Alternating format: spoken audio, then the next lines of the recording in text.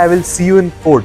जो सबसे ज्यादा पावरफुल है वो है हाई कोर्ट के जजेस और सुप्रीम कोर्ट के जजेस। अभी रिसेंटली इलाहाबाद हाई कोर्ट ने सुप्रीम कोर्ट को बोला है कि भाई हाई कोर्ट के जुरिस्डिक्शन में ना घुसे सुप्रीम कोर्ट। कानून वो बनाएगा, इंप्लीमेंट वो कराएगा, न्याय वो देगा। लोग धीरे धीरे जुडिशरी से भी फेड अप होते जा रहे हैं। जुडिशियल सिस्टम के जो हमारे जो दो स्तंभ होते हैं, एक वकील होता है, एक जज होता है, दोनों करप्ट हैं आजकल के डेट। बिल्कुल ऐसे केसेस हैं हमारी सोसाइटी के अंदर जहां पे 5-5 साल 6-6 साल हो जाते हैं, जहां पे ट्रायल स्टार्ट नहीं होता, बेल नहीं मिलती। एक जज के घर में या एक वकील के घर में इतना पैसा मिलेगा जो आपको एक न्याय दिलाने का सोर्स है, वो खुद करप्शन कह रहे हैं, तो सर इंडिया का डेवलपमेंट होगा क्या? तो मैंने एक ऑफेंस किया, उस ऑफेंस में मुझे 7 साल की सजा होगी मैक्सिमम, उससे ज्यादा मेरे को सजा नहीं हो सकती है, लेकिन मैं 8 साल से जेल में पड़ा हूं। पहली बात तो मेरे ऊपर वो क्राइम प्रूफ नहीं हुआ, क्योंकि ट्रायल होगा तब प्रूव होगा।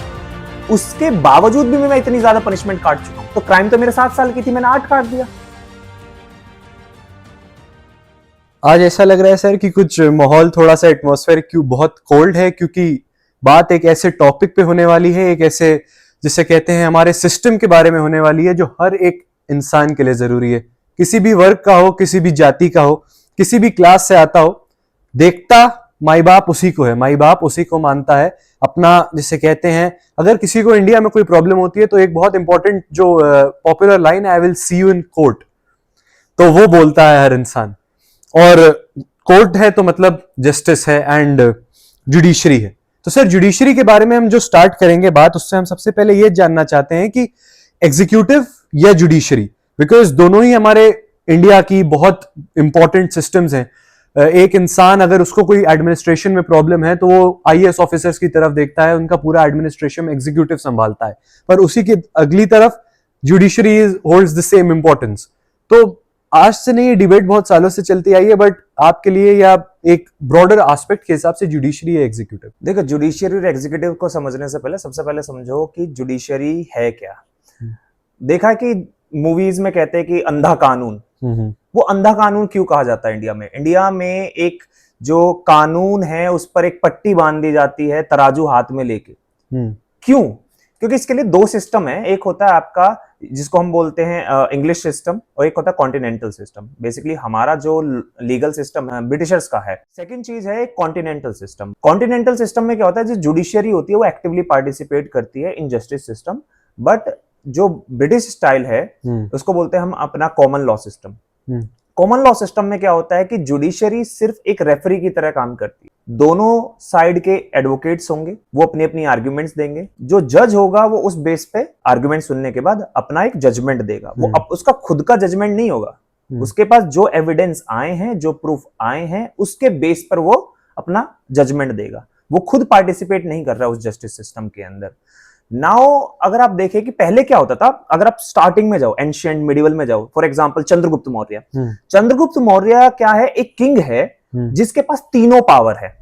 एग्जीक्यूटिव उसके पास है, जुडिशरी उसके पास है, लेजिस्लेचर उसके पास है। कानून वो बनाएगा, इंप्लीमेंट वो कराएगा, न्याय वो देगा। जो अकबर मूवी देखी है ना, जिस टाइम पे बीरबल आता है अकबर के कोर्ट के अंदर, वो वहां बाहर जो एक जो संतरी होता है उसको रोक लेता है, कह देता है कि जो राजा से जो भी नाम मिलेगा आधा देना। और बीरबल जाके अंदर बोलता है कि मेरे को 50 कोड़े चाहिए। तो वो कहता है अरे हर कोई सोना चांदी और प्रॉपर्टी मांगता है, तुम 50 कोड़े मांग रहे हो। कह रहा है वो बाहर जो संतरी है ना, उसने इसी शर्त पे अंदर आने दिया है कि अंदर से जो भी मिलेगा वो 50% मुझे देना, तभी जाके मैं आपको अंदर जाने दूंगा। तो अगर आप मुझे 50 कोड़े देंगे तो 25 उसको भी लगेंगे। तो वो अंदर संतरी को बुलाता है ना। तो बेसिकली मैं ये समझाना चाह रहा हूं कि एक ही व्यक्ति के पास 3 पावर होती थी। फिर उसके बाद हमारी पावर शिफ्ट हुई, एंशिएंट से मिडिवल मुगल्स की तरफ शिफ्ट हुई। अगेन वो भी 3 एक ही व्यक्ति के पास है, अकबर के पास, जैसे मैंने बताया आपको। फिर उसके बाद यूरोपियंस आए, ब्रिटिशर्स ने कब्जा किया, तो ब्रिटिशर्स के पास तीनों पावर शिफ्ट हो गई ईस्ट इंडिया कंपनी के पास। लेकिन एक एक्ट पास होता है, रेगुलेटिंग एक्ट 1773। 1773 एक्ट पास होने के बाद सबसे पहले जो सेपरेट होता है ना, वो जुडिशरी को सेपरेट किया जाता है। तो आप समझ रहे हैं कि एक व्यक्ति के पास लेजिस्लेटिव और एग्जीक्यूटिव पावर है, बट जुडिशरी को सेपरेट कर दिया। इसका मतलब यह कि जुडिशरी हमारे सिस्टम का सबसे इंपॉर्टेंट पार्ट है। अगर आपके साथ किसी के साथ भी गलत हो रहा है तो आप कहां जाएंगे? जैसे कि कोर्ट, मैं आपको कोर्ट में देख लूंगा, तो आप कोर्ट जाएंगे। तो यहां पर अगर आप समझे कि एग्जीक्यूटिव और जुडिशरी के बीच का डिफरेंस, तो एग्जीक्यूटिव को अगर आप न्याय की जिम्मेदारी दे देंगे तो शायद ऐसा हो सकता है कि एक डिक्टेटरशिप डेवलप हो सकती है जी। वो तानाशाही स्टार्ट कर देंगे, जो चाहे वो कर सकते हैं। इसलिए हमने जुडिशरी को सेपरेट किया है। लेकिन अभी जो एक वाइब बनी हुई है इंडिया के अंदर, उससे आपको पता चलेगा कि लोग धीरे धीरे जुडिशरी से भी फेड अप होते जा रहे हैं। बिल्कुल। आपने देखा है कि कितने सारे केसेस पेंडिंग है। अभी रिसेंटली टॉपिक है कि सर्जिल इमाम जैसे जो लोग हैं, हाँ। उन्होंने आर्ग्यूमेंट किया कि 5 साल से ट्रायल नहीं हुआ। तो ऐसे केसेस हैं हमारी सोसाइटी के अंदर जहां पे 5-5 साल 6-6 साल हो जाते हैं, जहां पे ट्रायल स्टार्ट नहीं होता, बेल नहीं मिलती। फॉर एग्जांपल मैंने एक ऑफेंस किया, उस ऑफेंस में मुझे 7 साल की सजा होगी मैक्सिमम, उससे ज्यादा मेरे को सजा नहीं हो सकती है, लेकिन मैं 8 साल से जेल में पड़ा हूं। बिल्कुल। यानी कि अगर मैं, पहली बात तो मेरे ऊपर वो क्राइम प्रूफ नहीं हुआ, क्योंकि ट्रायल होगा तब प्रूव होगा, उसके बावजूद भी मैं इतनी ज्यादा पनिशमेंट काट चुका हूं। अब कल को अगर मेरा ट्रायल भी होता और पता चलता मैंने क्राइम किया था, तो क्राइम तो मेरे 7 साल की थी, मैंने 8 काट दिया। सही बात। तो इस तरीके से धीरे धीरे लोग परेशान होते जा रहे हैं जुडिशरी से। क्यों? क्योंकि सुप्रीम कोर्ट की जो जिम्मेदारी है मेनली पूरे लीगल सिस्टम को डेवलप करने की, वो उसको ना देख के धीरे धीरे धीरे धीरे धीरे सारी पावर अपने अंदर लेने की कोशिश कर रहे हैं। और इसी को हम कहते हैं जुडिशियल ओवर रीच। वो सारे एग्जीक्यूटिव मैटर में भी वही घुसते जा रहे हैं। अभी रिसेंटली इलाहाबाद हाई कोर्ट ने सुप्रीम कोर्ट को बोला है कि भाई हाई कोर्ट के जुरिस्डिक्शन में ना घुसे सुप्रीम कोर्ट, क्योंकि जो लोकल कोर्ट्स हैं, हाई डिस्ट्रिक्ट कोर्ट्स हैं, उनकी का जो गवर्नेंस है वो हाई कोर्ट के अंदर आता है। उसमें भी सुप्रीम कोर्ट इंटरवीन करने की कोशिश कर रहा है। इवन तो हाई कोर्ट ने बोला है, सारे आप न्यूज आर्टिकल्स देखेंगे बहुत मिलेंगे आपको। तो इसलिए हमारे लिए सबसे इंपॉर्टेंट है कि एग्जीक्यूटिव जो है वो जुडिशरी में इंटरवीन ना करे, जुडिशरी एग्जीक्यूटिव में इंटरवीन ना करे। लेकिन हमारा अभी जो एक कल्चर चल रहा है धीरे धीरे, वो आपको ये देखने को मिलेगा कि जुडिशरी एग्जीक्यूटिव में बहुत ज्यादा इंटरवीन कर रही है, जिसकी वजह से उसको जो खुद के काम करने चाहिए वो उन पे फोकस नहीं हो पा रहा है। सर, मेरा पर्टिकुलर बिलीव ये है कि जुडिशियल सिस्टम जो इंडिया में है वो बहुत रिजिड होता जा रहा है। कॉजेज हैं, क्योंकि जुडिशियल सिस्टम के जो हमारे जो दो स्तंभ होते हैं, एक वकील होता है, एक जज होता है, दोनों करप्ट हैं आजकल के डेट में। बिल्कुल कंट्रोवर्शियल स्टेटमेंट बट स्टिल हैं। एक बात आपने पिछले पॉडकास्ट में ये कही थी कि इंडिया में अगर करप्शन नहीं होगा तो आगे बढ़ेगा नहीं, because it's a random process. वो पैरेलल इकोनॉमी वो चलता रहता है, सर्कुलर है। बट एक अभी हमने केस देखा, यशवंत वर्मा का केस देखा सर, जहां पे उनके घर में आग लगी और घर से इतने नोट बरामद हुए हैं जो शायद एक के घर में होने भी नहीं चाहिए। बिल्कुल। तो उस बारे में सर क्या बात है? Because the system is really optimising right now. वो इधर से उधर शिफ्ट हो तो रहा है, मतलब अच्छे की तरफ शिफ्ट हो रहा है, but the corruption is also increasing. So अगर एक जज के घर में या एक वकील के घर में इतना पैसा मिलेगा जो आपको एक न्याय दिलाने का सोर्स है, वो खुद करप्शन कह रहे हैं, तो सर इंडिया का डेवलपमेंट होगा कैसे? जैसे आपने बोला 2 वर्ड बोले, एक जज और वकील के। अगर किसी वकील के घर में पैसा मिलता है, वकील के साथ में कुछ ब्यूरोक्रेट्स भी ऐड कर देता हूं, कुछ पॉलिटिशियंस भी ऐड कर देता हूं, उनके खिलाफ तुरंत एफआईआर हो जाएगी, अरेस्ट भी हो जाएंगे तुरंत, शायद उन पे शायद ट्रायल भी ना चले, सेम अदर लोगों की तरह। लेकिन जुडिशरी की जब हम बात करते हैं ना, तो जुडिशरी का आपको एक चीज देखने को मिलेगा, जैसे जस्टिस यशवंत वर्मा वाला केस है जी, ना ही उनके खिलाफ अभी एफआईआर हुई है, ना ही अभी तक उनको हटाया गया है। हाँ जी। वो क्यों? क्योंकि हर किसी को नहीं पता कि भाई उनको हटाया क्यों नहीं गया। इंडिया के अंदर अगर आप देखें, जो हाई कोर्ट के जजेस हैं और जो सुप्रीम कोर्ट के जजेस हैं, पूरे इंडिया में सबसे पावरफुल है। ना ही प्रेसिडेंट इतना पावरफुल है, प्राइम मिनिस्टर नहीं है, काउंसिल ऑफ मिनिस्टर नहीं है, एमपीज इतने पावरफुल नहीं है। जो सबसे ज्यादा पावरफुल है वो है हाई कोर्ट के जजेस और सुप्रीम कोर्ट के जजेस। पूरी जुडिशरी नहीं बोलेंगे कि पूरी जुडिशरी में लोअर कोर्ट भी आ जाता है, हाँ। बट हाई कोर्ट और सुप्रीम कोर्ट के जजेस सबसे ज्यादा पावरफुल हैं। वो क्यों पावरफुल हैं? क्योंकि स्टार्टिंग में अगर आप समझे, इसको मैं अगर थोड़ा सा पीछे लेके जाऊं, जब हमारा देश आजाद हुआ, जब हमारा कॉन्स्टिट्यूशन बना, बाबा साहब भीमराव अंबेडकर ने कॉन्स्टिट्यूशन को फ्रेम कराया, उसमें एक चीज मिलेगी आपको कि सुप्रीम कोर्ट और हाई कोर्ट के जजेस को अपॉइंट करने की पावर सिर्फ प्रेसिडेंट के पास, सिर्फ president, that is the executive. बिल्कुल। अब सुप्रीम कोर्ट के जजेस को और हाई कोर्ट के जजेस को अगर अपॉइंट करना है, तो प्रेसिडेंट जिसको चाहे उसको अपॉइंट कर सकता है, क्योंकि हमारे कॉन्स्टिट्यूशनल पोस्ट है, कॉन्स्टिट्यूशन में उनकी क्वालिफिकेशंस मेंशन है कि ये मिनिमम क्वालिफिकेशन जिसके पास भी होगी उसको बनाया जा सकता है। अब for example I am the president, अब मैंने सोचा कि भैया मुझे तुम्हारी लीगल नॉलेज अच्छी लग रही है एंड मैं तुम्हें कल को सुप्रीम कोर्ट का जज या हाई कोर्ट का जज मैं अपॉइंट कर रहा हूं, तो मैं कर सकता था। लेकिन धीरे धीरे कुछ डेवलपमेंट्स ऐसे हुए जिसके बाद, इवन तो स्टार्टिंग में executive was more powerful, judiciary was weak. Weak क्यों थी जुडिशरी? अब सपोज मान लो कि मैं तुम्हारे पास, तुम कोई भी काम कर रहे हो और अगर तुम्हें डर है कि मैं तुम्हारा कभी भी हटा सकता हूं, बिल्कुल, तो तुम शायद मेरे अकॉर्डिंग फंक्शन करोगे। ठीक है। लेकिन अगर तुम्हें खौफ ही नहीं है, तुम्हें यह है कि तुम्हारा पैसा सैलरी आएगी आएगी, तुम्हें कोई हटा नहीं सकता, तुम्हें मैं अपॉइंट भी नहीं कर सकता हूं, तो उस टाइम पे क्या करोगे? अपनी मनमर्जी करना स्टार्ट कर दोगे, जो तुम करना चाहते हो जी। अब हुआ क्या है कि 1967 में इंदिरा गांधी आती है, फोर्थ जनरल इलेक्शन होते हैं, इंदिरा गांधी आती है, तो इंदिरा गांधी की गवर्नमेंट जो है एक एक्ट पास करती है, जजेस इंक्वायरी एक्ट। जजेस इंक्वायरी एक्ट के अंदर क्या था? पहले अपॉइंटमेंट भी प्रेसिडेंट करता था और हटाता भी प्रेसिडेंट, रिमूव भी प्रेसिडेंट के द्वारा किया जाता था। दोनों की बात कर रहा हूं मैं, हाई कोर्ट और सुप्रीम कोर्ट के जज की। उसके बाद क्या हुआ? जजेस इंक्वायरी एक्ट के थ्रू कोई भी, चाहे वो हाई कोर्ट का जज हो, चाहे वो सुप्रीम कोर्ट का जज हो, उसको नहीं हटाया जा सकता था एग्जीक्यूटिव प्रेसिडेंट के द्वारा। उसको हटाने की पावर किसके पास आ गई? पार्लियामेंट के पास। जजेस इंक्वायरी एक्ट ये कहता है कि अगर किसी भी जजेस के अगेंस्ट कोई भी एलिगेशन है, यानी कि वॉयलेशन ऑफ कॉन्स्टिट्यूशन जो मेंशन है हमारे उसके अंदर, कॉन्स्टिट्यूशन के अंदर, उसके अकॉर्डिंग राज्यसभा और लोकसभा दोनों ही एक स्पेशल मेजोरिटी से रेजोल्यूशन पास करेंगे, एक इंक्वायरी भी कंडक्ट होगी। 3/4 इंक्वायरी के बेसिस पे, हाँ, नॉट 3/4, 2/3 मेजोरिटी, स्पेशल मेजोरिटी हम कहते हैं उसको। हाँ जी। उस मेजोरिटी के बेस पे रिमूव होगा। जब तक पार्लियामेंट उसको नहीं हटाएगा तब तक प्रेसिडेंट हटा नहीं सकता। ठीक है, ओके। तो यानी कि जो प्रेसिडेंट की पावर थी वो छीन ली गई, वो सारी की सारी पार्लियामेंट के पास चली गई है। अब पार्लियामेंट में कोई एक व्यक्ति नहीं है, पार्लियामेंट में एमपीज है। वो कब, उनका क्या पॉलिटिकल आइडियोलॉजी है, वो कब किधर मूव करेंगे, वो टोटली उन पे डिपेंड करता है। पहले प्रेसिडेंट मूव करता था जैसे प्राइम मिनिस्टर चाहते थे या काउंसिल ऑफ मिनिस्टर चाहती थी। 1968 में एक जजमेंट आता है गोलकनाथ केस। गोलकनाथ के जजमेंट में सुप्रीम कोर्ट ये कहता है, 11 जजेस की बेंच थी, वो ये डिसाइड करती है कि जो जजेस हैं, जो पार्लियामेंट है, वो कॉन्स्टिट्यूशन को अमेंड तो कर सकती है बट फंडामेंटल राइट्स को अमेंड नहीं कर सकती। बिल्कुल। अब फंडामेंटल को राइट अमेंड ना करने का रीजन क्या था कि जैसे देश आजाद हुआ, जो हमारा संविधान बना, तो ब्रिटिशर्स ने सारे एक्सपेरिमेंट किए थे आपकी प्रॉपर्टीज पे, चाहे वो आपकी जमींदारी एक्ट हो, चाहे वो आपका माहलवारी हो, चाहे वो आपका रैयतवारी हो। बड़े बड़े जमींदारों को जमीन दे दी, तो जमीनें छीन ली बहुत सारे लोगों की, बेसिकली कहने का मतलब ये। तो जब देश आजाद हुआ तो हमारा मेन मोटिव ये था कि लोगों को जमीनों का अधिकार दिया जाए। बिल्कुल। इसी वजह से कॉन्स्टिट्यूशन के आर्टिकल 9 क्लोज 1 सब क्लोज एफ के अंदर राइट टू प्रॉपर्टी मेंशन किया गया था।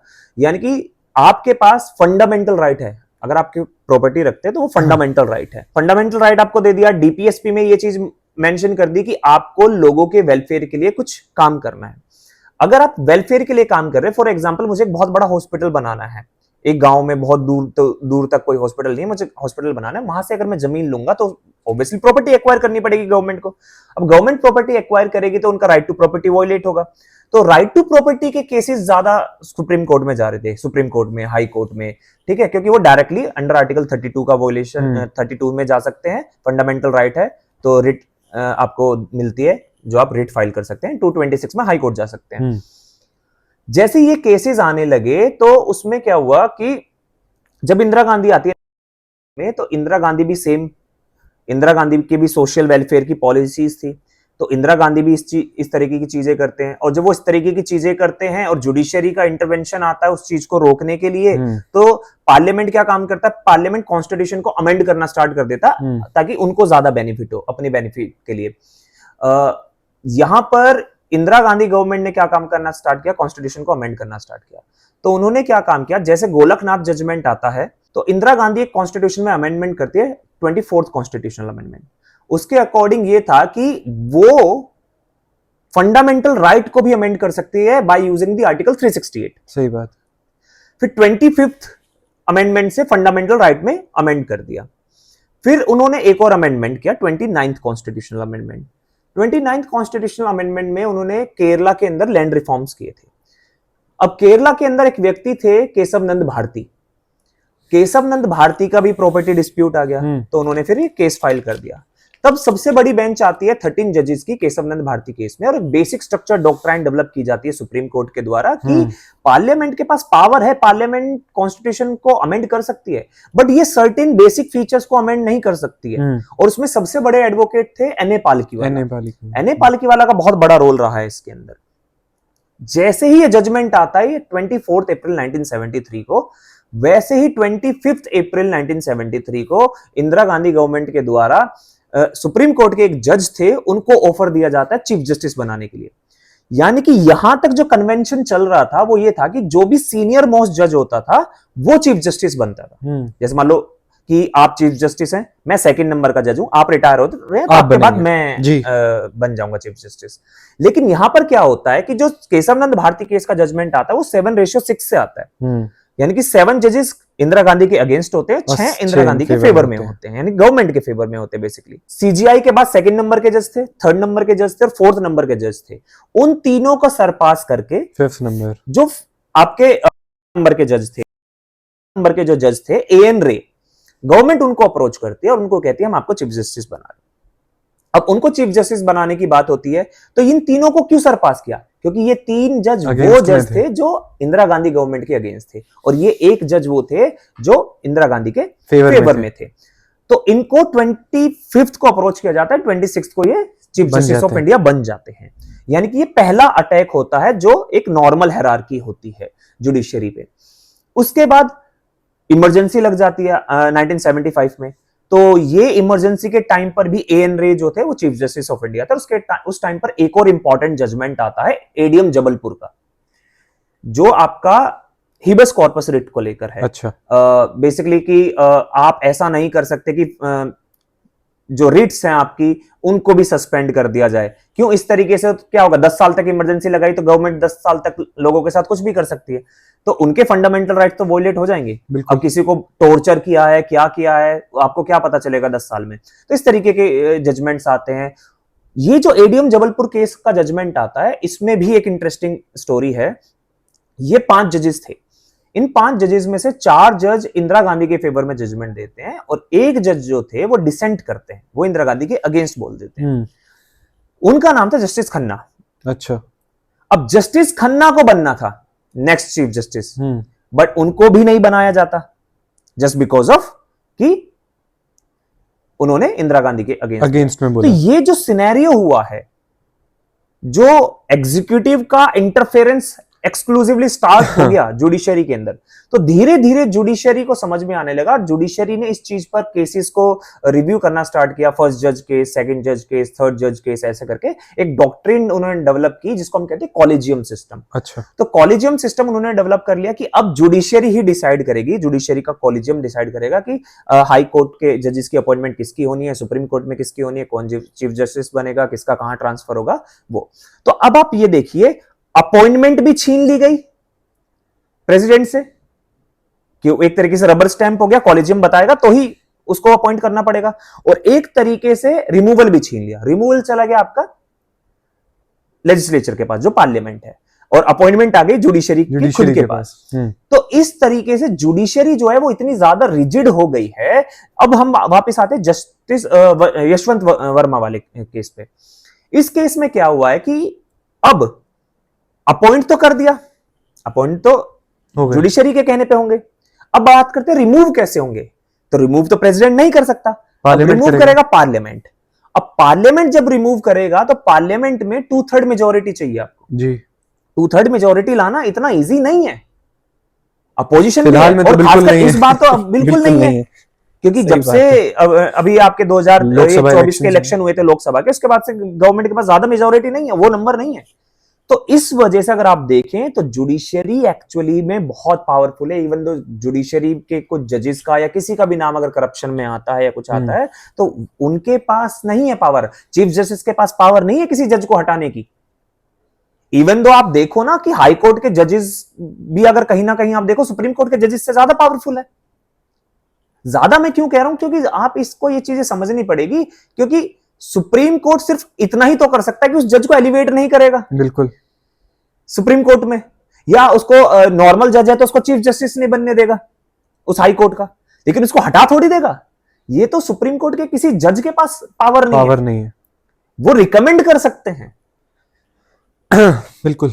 तो ये सबसे मेन चीज है कि हमारी जो जुडिशरी है, खासकर ऐसे केसेस से पता चलता है, ये ऐसे केसेस से जुडिशरी पर जो ट्रस्ट है कि जजेस का नाम करप्शन में आ रहा है, जजेस का नाम आ रहा है, जैसे कि डीवाई चंद्रचूड़ का आया था कि राम मंदिर को लेकर कि भाई बीजेपी गवर्नमेंट से उनके टाई अप होंगे, जो लास्ट टाइम पे प्राइम मिनिस्टर मोदी उनके घर पे गए थे तो उसको उन्होंने लोगों ने टाई अप करना स्टार्ट कर दिया। तो धीरे धीरे जुडिशरी से ट्रस्ट जो है लोगों का वो खत्म हो रहा है, और इस वजह से हमें ये समझना पड़ेगा कि अब हमें नीड है एक ऐसे सिस्टम की जो बहुत ही ज्यादा एफिशिएंट हो और इस ट्रस्ट को दोबारा से डेवलप कर सके, जिसमें एनजैक जैसा सिस्टम ऑब्वियसली मेरे अकॉर्डिंग बहुत अच्छा काम कर सकता है। सर वही तो बात है जिसे हम कहते हैं, इससे दो बातें बिल्कुल उठने में आती हैं कि एक तो ये बात है कि इंदिरा गांधी वर्सेस जस्टिस तो बहुत बड़ा टॉपिक है, क्योंकि वो हमेशा से रहा है Indira Gandhi versus judiciary. Broader aspect में देखें तो कांग्रेस वर्सेस जुडिशरी हमेशा से रहा है। एक एग्जाम्पल इसमें कोट करना चाहूंगा, आपके पास इतने सीसीटीवी कैमरास थे, 26/11 का अटैक सबने देखा, इतना डिवास्टेटिंग अटैक इंडिया की हिस्ट्री में शायद कभी नहीं हुआ। ताज होटल में इतना अटैक हुआ, लियोपोल्ड कैफे में अटैक हुआ, रेलवे स्टेशन पे जितने लोग सामने देखे उतने मारा गए। एक छोटा सा लड़का कसाब जो शायद ब्रेन वॉश था इसलिए कि उसे जाएगा तो ये करेगा तो हुरे मिलेंगी, 72 हुरे मिलेंगी। तो सर इस मेंटालिटी के वो इंसान था, उतना माइंड वॉश था। तो पूरे इंडिया ने देखा कि किसने वो मर्डर्स किए हैं, वो जेनोसाइड किया है। पर अगेन लॉ के हिसाब से उस इंसान को 6 साल बाद फांसी की सजा हुई, बल्कि लोग ये भी कहते हैं कि बैठा के बिरयानी खिलाई गई कांग्रेस की सरकार में। तो वो कहां तक सही है वो तो हम डिबेट भी नहीं कर सकते, क्योंकि सबको पता है वो क्या है क्या नहीं है। इससे टॉपिक ये भी उठता है कि न्याय किस वर्ग के लिए, क्लास से रिलेटेड है कि नहीं, रिच को न्याय मिलेगा या गरीब को न्याय मिलेगा। एक सर 12वीं में या 10th में हमारे यहाँ एक नॉवेल पढ़ाई जाती थी हिंदी में, जिसे कहते हैं बात अठन्नी की। उसमें एक कैरेक्टर है जो बताता है कि उसने अठन्नी की चोरी करी थी। उसके सेठ ने उसे मिठाई लाने को बोला था, उसने अठन्नी की चोरी की थी। और उसका सेठ बहुत बड़ा जिसे कहते हैं सरकारी अफसर होता है, और उनके घर हर रोज कम से कम नहीं 500 से 1000 रुपए की तो रिश्वत ली जाती थी। बहुत पुरानी नॉवेल है तो 500-1000 रुपए की रिश्वत तो बहुत बड़ी बात है। तो उसमें एक एंड में लाइन थी कि जिस दिन अठन्नी का चोर रात में जेल की सलाखों के पीछे सजा काट रहा था, उस दिन 500-1000 के चोरी करने वाले लोग अपने घर में आराम से सो रहे थे। तो जुडिशरी की सबसे बड़ी दिक्कत सर ये भी है कि गरीब को न्याय नहीं मिलता, अमीर को मिलता। कंट्रोवर्शियल स्टेटमेंट है, आप बताइए कि कहां तक सच है। देखो ये रियलिटी है, ये हमारी जुडिशरी की एक्चुअल रियलिटी है, and that's why I use a particular term, I call it a constitutional dictatorship. धीरे धीरे हमारे यहाँ पे कॉन्स्टिट्यूशनल डिक्टेटरशिप डेवलप होती जा रही है, चाहे वो किसी भी फॉर्म में आप समझ लीजिए।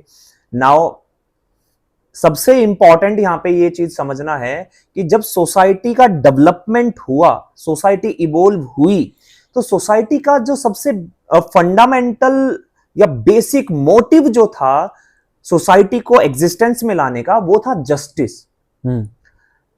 कैसा जस्टिस कि अगर सोसाइटी बहुत केओटिक है तो सबसे ज्यादा कोई भी इंसान, अगर मान लो अभी यहां दंगे हो जाए तो आप खाने की नहीं सोचेंगे, आप पीने की नहीं सोचेंगे, आप अपनी लाइफ को प्रोटेक्ट करने की सोचेंगे कि मैं कैसे भी अपनी लाइफ को प्रोटेक्ट कर लूं।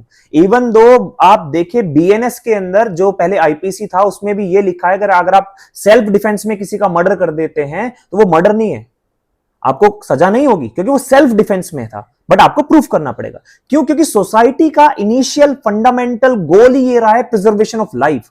आपको अपनी लाइफ को प्रोटेक्ट करना पड़ेगा कि किस तरीके से, क्योंकि ऑब्वियसली हर कोई यहां जीने ही तो आया है, मर जाएगा तो उसको क्या पता कि क्या है क्या नहीं है, तो जीना चाहता है। बिल्कुल। अब धीरे धीरे अब जैसे सोसाइटी इवॉल्व हो रही है तो एक यहां पे दो कॉन्सेप्ट डेवलप हो रहे हैं, एक है जस्टिस, एक है लॉ। यानी कि इससे यह समझ में आता है कि लॉ बाद में डेवलप हुआ है, जस्टिस पहले रहा है समाज के अंदर। लॉ डेवलप क्यों हुआ है? लॉ डेवलप इसलिए हुआ है कि ये जो यूनिफॉर्मिटी ला सके। आप कुछ भी मान लीजिए, तुम्हारे केसेस में मैं अलग जजमेंट दे रहा हूं, मैं सेम सिनेरियो में, दूसरे में मैं अलग दे रहा हूं, तीसरे में मैं अलग दे रहा हूं, तो ऐसा हो सकता है कि फिर मैं एक स्टैंडर्ड सेट कर दूं। तो उसके लिए मैं एक सपोज लॉ लेके आ गया हूं मैं कि आप जो है रेड लाइट क्रॉस नहीं करेंगे, आप जो है ह्यूमन ट्रैफिकिंग नहीं करेंगे, एक स्टैंडर्ड फॉर्म ऑफ लॉ लेके आया हूं मैं। बट उस law is a mean and justice is an and. अब इसको समझिए कि कॉन्स्टिट्यूशन में एक आर्टिकल है 142, जो सुप्रीम कोर्ट को पावर देता है कि वो कोई भी जजमेंट पास कर सकते हैं, टू डू कंप्लीट जस्टिस। क्यों दिया है वो इसी वजह से दिया गया है 142, क्योंकि एंड गोल जस्टिस है। आप लॉ को बाईपास कर सकते हैं, आप जस्टिस को बाईपास नहीं कर सकते हैं, जस्टिस आपको देना पड़ेगा। और इसका एक एग्जांपल समझिए कि आप एक डिस्ट्रिक्ट कलेक्टर हैं किसी कहीं पर भी, वहां पर आपको एक गरीब आदमी दिख रहा है कि भाई वो भूखा मर रहा है। बीइंग अ डिस्ट्रिक्ट कलेक्टर आपका काम है कि मुझे उसको राशन कार्ड देके और मैं सरकारी उसमें से उसको फ्री राशन दे सकता हूं। लेकिन आप क्या कहेंगे कि that I have to follow the rules, उसको राशन कार्ड बनेगा तब जाके मैं उसको राशन दूंगा। वो आप लॉ फॉलो कर रहे हैं, लेकिन आपको यह दिख रहा है कि अगर वो भूख से मर गया उसके साथ जस्टिस नहीं होगा। आपका गोल है जस्टिस करना।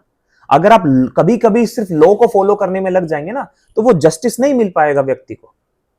आर्टिकल 142 के हिसाब से सर एक उसमें कंफ्यूजन थी, आपसे पूछना चाहूंगा कि जो भी वो लॉ पास करें, क्या कोई भी बॉडी के पास पावर नहीं है कि सुप्रीम कोर्ट को अपोज कर सके वो लॉ पास करने? नहीं, कुछ भी पास कर सकते हैं। वो कुछ भी पास कर सकते हैं। तो सर इसमें तो ये जुडिशरी के पास तो सर फिर इटर्नल पावर है जिससे आप कहेंगे। तभी तो मैं आपको बोल रहा हूं कि कॉन्स्टिट्यूशनल डिक्टेटरशिप 142 बहुत, देखो हमेशा आप समझिए कि ये आया क्यों है, क्योंकि बहुत सारी चीजों में हमें, जैसे मैंने बताया कि सोसाइटी का गोल क्या रहा है, जस्टिस करना, लॉ फॉलो करना नहीं रहा है। लॉ तो एक स्टैंडर्ड है, एक स्टैंडर्ड से हम चल रहे हैं ताकि सोसाइटी में केओस ना हो। जैसे मान लीजिए अगर आप कहीं जा रहे हैं, इसको एक स्कूल में एक टीचर है बच्चों को लेके जा रहे, तो एक लाइन में लेके जाएगा ना, कोई इधर भागेगा, कोई इधर भागेगा, कोई इधर भागेगा, बहुत केओस हो जाएगा। एंड गोल जस्टिस है सोसाइटी का। लॉ सिर्फ हम यूज करते हैं, लेकिन कभी कभी अगर जस्टिस के बीच में लॉ आ रहा है तो हम लॉ को सरपास करके जस्टिस पे डायरेक्ट हम अप्रोच कर सकते हैं। जैसे इसको समझिए, जुडिशरी में अगर आपको न्याय चाहिए तो आप डायरेक्ट नहीं जा सकते, आपको एक लीगल रिप्रेजेंटेटिव के थ्रू जाना पड़ेगा, जिसको हम एडवोकेट कहते हैं। अब मैं ये कहता हूं जस्टिस कम्स विद मनी। पैसे के साथ न्याय आता है। आप क्यों हरीश साल्वे जैसे एडवोकेट को लोगे? क्यों आप राम जेठमलानी जैसे को लोगे? क्यों आप कपिल सिब्बल जैसे को लोगे? क्योंकि आपको लगता है कि they have the extreme good knowledge, and extreme good knowledge will cost you certain amount. बिल्कुल। एक नॉर्मल एडवोकेट, देखो कोर्ट में क्या होता है, जब केस के लिए जाते हैं ना, तो जज ये नहीं कहता ये 20 साल एक्सपीरियंस है, तुम्हारे पास 1 साल एक्सपीरियंस है, नहीं नहीं ऐसे तो डिसबैलेंस हो जाएगा, 20 साल वाले के साथ 20 साल वाले को लड़ाएंगे, 1 साल वाले के साथ 1 साल वाला आर्ग्यूमेंट करेगा। नहीं, कोर्ट में आप 2 क्लाइंट को रिप्रेजेंट कर रहे हो, एक के पास 1 साल एक्सपीरियंस वाला हो सकता है, एक के पास 20 साल वाला एक्सपीरियंस वाला हो सकता है, क्योंकि एक के पास कैपेसिटी उसको पे करने की थी, एक के पास कैपेसिटी उसको पे करने की है। आर्ग्यूमेंट कौन अच्छा करेगा? जिसके पास ज्यादा नॉलेज होगी। बिल्कुल। केस कौन जीतेगा? जिस पे ज्यादा नॉलेज होगी, जिस पे ज्यादा नॉलेज होगी, ज्यादा पैसा। Justice comes with the cost, justice comes with the money. Justice ऐसे नहीं आता है कि आपको ठीक है किसी को भी मिल जाएगा। This the hidden reality, hidden truth है ये, कोई समझना नहीं चाहता इसको। गरीबों को न्याय नहीं मिलता है। अब गरीबों के न्याय के लिए फ्री लीगल एड सोसाइटी बना दी है कि फ्री लीगल एड के अंदर आप district court, supreme court, high court approach कर सकते हैं। वहां पर जाइए, वो आपको एक वकील दे देंगे और आपको वही केस आपका लड़ेंगे। लेकिन अगेन बात वही आई है ना, जो मुझे एडवोकेट मिल रहा है, क्या उसके पास वो सेट ऑफ स्किल और नॉलेज है जो मेरे अपोनेंट के पास होगी, जो पैसे देके उसने खड़ा किया हुआ है? उसने एक नहीं 10 वकील खड़े कर रखे होंगे। So justice comes actually with the cost. सही बात। सिर्फ मेरली ये कह देना कि भाई एक लीगल रिप्रेजेंटेटिव देना is not getting the justice. अब देखो इसमें ना बहुत सारी क्या चीजें होती है कि सपोज मानो there are various kind of personalities. एक व्यक्ति है जो बहुत ही एक्सट्रोवर्ट है, तो भाई जज के सामने आराम से बोल देगा।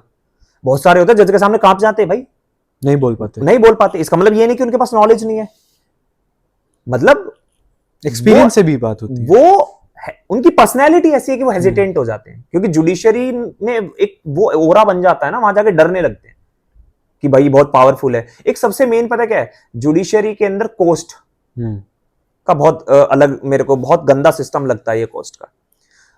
मैं एक लीगल रिप्रेजेंटेटिव हूं भाई, मेरे को तो मैं देखो मेनली जो एडवोकेट्स हैं कुछ ऐसे हैं कि जो क्लाइंट को उल्टा सीधा भकाएंगे एंड देन वो केस फाइल करा देंगे। वो तो गलत है, वो एक्चुअली हमारे पास इतनी पेंडेंसी है केसेस की, वो जुडिशरी का टाइम वेस्ट ही कर रहा है। लेकिन जो रियलिटी है भाई, आप किस लिए बैठे हैं? आप इसलिए बैठे हैं ताकि आपके पास वो अंडरस्टैंडिंग, वो नॉलेज है, आप डिफरेंशिएट कर सको, उस लॉ को इंटरप्रेट कर सको। अगर मेरे अंदर वो लॉ को इंटरप्रेट करने की पावर होती है, अथॉरिटी होती, तो मैं ही नहीं जजमेंट दे देता। सही बात है। मैं आपके पास क्यों आता? मैं आपके पास आया, अब एक ही चीज पर आपका सोचना अलग हो सकता है, मेरा अलग हो सकता है। मैं जिस चीज को जैसे सोच रहा था, मैं तो उस हिसाब से आया हूं। आपने बोला नहीं ऐसा है, आपने जुडिशरी का टाइम वेस्ट कर दिया, आप पे कॉस्ट लग गई। इस तरीके से क्या होता है कि वो जो फियर क्रिएट होता है ना, वो एक्चुअल आर्ग्यूमेंट बाहर नहीं आ पाती, क्योंकि उसको लगता है मैं कुछ भी बोलूंगा वो बैकफायर कर सकता है मेरे ऊपर। तो जुडिशरी के अंदर ऐसे फ्लॉज हैं। मेरे अकॉर्डिंग कंटेम्प्ट ऑफ कोर्ट का बहुत मिसयूज होता है। मेरे अकॉर्डिंग जो आपका ये है कोस्ट वाला सिस्टम है, ये ज्यादा अच्छा नहीं है। फिर कॉलेजियम सिस्टम में बहुत फ्लॉज हैं, क्योंकि इसके लिए मैं एक बुक लिख रहा हूं, रेड कारपेट जुडिशरी। अच्छा। रेड कारपेट जुडिशरी, उस बुक में मेनली ये है कि आप देखिए क्या होता है कि जुडिशरी में हम नेपोटिज्म कहते हैं, बट नेपोटिज्म ऐसे नहीं दिखता है। नेपोटिज्म है क्या? What is the definition of nepotism? Nepotism की डेफिनेशन ये है कि जब आप अपने किसी व्यक्ति को बिना किसी टैलेंट हुए जबरदस्ती उसको वहां पे एक टैलेंटेड बंदे की जगह उसको आगे बढ़ा देते हैं। जुडिशरी में मैं ये कहूंगा नेपोटिज्म नहीं है, बट ये एक तरीके का रेड कारपेट जुडिशरी है। अब फॉर एग्जाम्पल एक व्यक्ति जज है, अब उसका बेटा है। हाँ। उसका बेटा जब लॉ करके जब इस जस्टिस सिस्टम के अंदर एंटर करेगा, तो हर किसी को यह पता है कि भाई ये इस जज का बेटा है। साइकोलॉजिकली हमारे माइंड में वो हाईलाइट हो जाएगा। वो होता है ना कि बतीसे में चैंटा कहते हैं हमारे यहाँ पे। अच्छा। तो मतलब या फिर आप समझिए कि चावल जो होते हैं सफेद सफेद होते हैं, उसमें कोई एक काला दाना पड़ा होगा, तो आपको क्लियरली दूर से ही वो ही नजर आ जाएगा। तो उसी तरीके से वो एडवोकेट जिनके फादर मदर या फैमिली में कोई भी बड़े वकील हैं या जज हैं, वो क्लियरली विजिबल हो जाते हैं। बिल्कुल ठीक है। तो वो उनको लगता है कि ये बहुत अच्छा इंटेलेक्चुअल बंदा होगा, और खासकर इसे हम अपने साथ रखना भी चाहिए। क्यों रखना चाहिए? क्योंकि ये इनडायरेक्टली हमें भी बेनिफिट करेगा। आपने उस व्यक्ति को रख लिया, आप उस व्यक्ति को स्टार्टिंग से बड़े बड़े केसेस पे काम करने को मिला है। मान लीजिए आप और मैं हैं, और आपके लिंक अच्छे, और आपको पहला ही केस बहुत बड़ा केस मिल गया, और मैं अभी तक केस के लिए स्ट्रगल कर रहा हूं, तो आपको उस वजह से जो केसेस मिले, तो ऑलरेडी आपकी नॉलेज, आपकी अंडरस्टैंडिंग रिफाइन हो जाएगी। और उसके बाद जब आप आर्ग्यूमेंट करेंगे, तो भाई हर किसी की नजर में रहेगा, यार ये उस जज साहब का बेटा है या उस वकील साहब का बेटा है, तो चलो कुछ तो घर से सीख के आया होगा, तो आर्ग्यूमेंट तो वो इनडायरेक्टली इन्फ्लिक्ट हो जाता है उनके माइंड में। वो कहते हैं कि हम बायस नहीं है, वो बट अनकॉन्शियसनेस बायसनेस बिल्ड होने लगती है। जब वो कंसिडर करेंगे कहीं ना कहीं नाम, तो कहीं ना कहीं उसका फिर नाम आ ही जाता है। कितने नाम मैं आपको बता दूं, जैसे अभी रिसेंटली चीफ जस्टिस बने थे justice Khanna. Justice Khanna ADM Jabalpur judgement में थे। अच्छा। ठीक है। डीवाई चंद्रचूड़ हो गए। अभी रिसेंटली कितने नाम हैं ऐसे जिनके किसी का बेटा है, किसी का अंकल है, किसी का भतीजा है, किसी की वाइफ है, किसी का हस्बैंड है।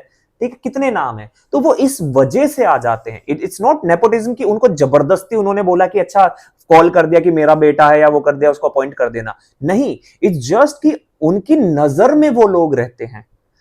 मान लीजिए अगर आप बॉलीवुड में जाएंगे, तो बॉलीवुड में सबको पता है कि किसका बच्चा कौन है, बाहर वाले के शायद नाम ना पता होने, तो ऑब्वियसली फिर वो उनको फेवर, जब जो इंसान नजर में है तो वो उसको ज्यादा प्रेफरेंस देंगे।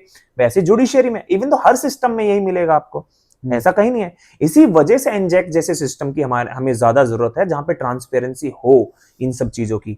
और ये जो अपर लेवल पे इस तरीके का फिर मैं ये कहूंगा कि बोटलनेक डेवलप हो जाता है, वहां पर ये जो स्ट्रगल करते हैं बच्चे, उनको अपॉर्चुनिटी नहीं मिल पाती है, क्योंकि वो ऑलरेडी ऊपर ही ऑक्यूपाइड हो जाता है सारा का सारा।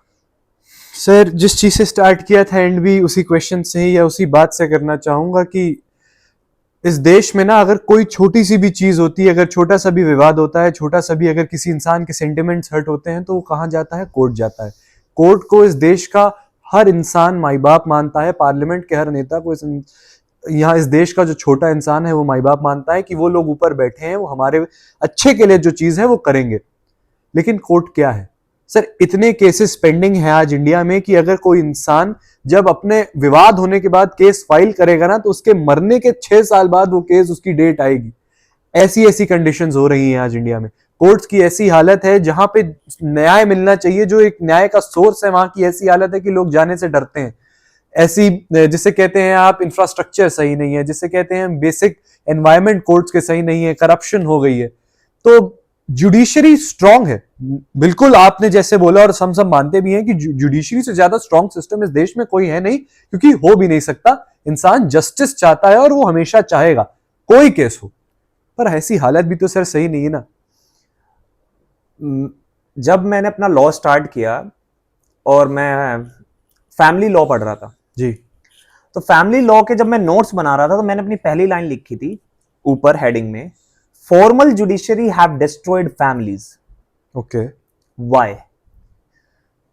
स्टार्टिंग में अगर आप देखिए, सबसे पहले होता था पंचायत सिस्टम। अच्छा। पंचायत सिस्टम में कोई भी व्यक्ति है, किसी का भी कोई डिस्प्यूट है, पंचायत का मतलब ये नहीं है कि कोई गांव का बड़ा प्रधान। जब हम ऐसे डिस्प्यूट्स में पंचायत की बात करते हैं तो पंच कोई भी हो सकता है। पंच में हमने बोल दिया कि मान लो दो भाइयों में लड़ाई होगी, मामा को फोन कर दिया कि मामा हमारा डिस्प्यूट सेटल करा के जाओ, आ जाओ। फूफा को बुला लिया, ठीक है, चाचा को बुला लिया, ताऊ को बुला लिया, जिससे वो ज्यादा क्लोज होते हैं, जिसकी ऑर्डर को मानते हैं, जिसकी अथॉरिटी को वो ज्यादा मानते हैं, उस व्यक्ति को वो बुला लेंगे, डिस्प्यूट रिजोल्व कराएंगे। चाहे उनका वो होना हो, पार्टीशन कहते हैं वो उसको, बंटवारा होना हो, पार्टीशन ही हो गया वो एक तरीके का, कि फैमिली बंटवारा होना हो या कोई भी मुद्दा हो, तो वो व्यक्ति आते थे, बैठते थे, और उनको थोड़ा सा, मतलब ऐसा नहीं होता था कि एक के तरफ ही सब कुछ बोल दिया, थोड़ा सा तू एडजस्ट कर, थोड़ा सा तू एडजस्ट कर, और एक कंक्लूजन पे आते थे कि भाई देख, आराम से तू रह ले, आराम से तू रह ले।